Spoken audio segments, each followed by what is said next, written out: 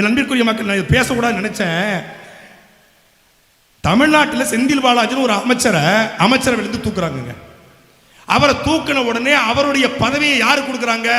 முத்துச்சாமி என்கிற ஒரு அமைச்சர் கொடுக்குறாங்க. ஆவடி நாசர்னு ஒரு அமைச்சர் பதவியிலிருந்து தூக்குறாங்க. அவரை தூக்கி யாரு கொடுக்குறாங்க?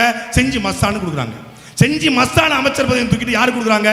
மீண்டும் ஆவடி நாசருக்கு கொடுக்குறாங்க.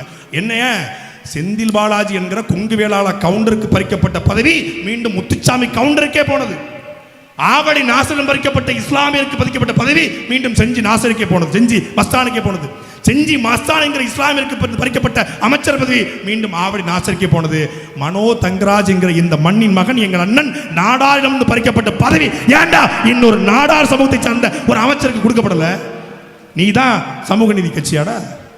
ஏன் நாடார்கள் ஓட்டு வேணும், நாடார் கொடி பிடிக்கணும், நாடார் கோஷம் போடணும், ஆனா அமைச்சரவையில் மட்டும் நாடார்கள். இது தாண்டா கேடுகட்ட கேவலமான சனாதனம். இதுதான்டா சனாதனம். அதை ஒழிக்கத்தான் உங்க பிள்ளைகள் வந்திருக்கிறோம். எங்க அண்ணனுக்கும் சேர்த்து நாங்க தான் பேசணும்.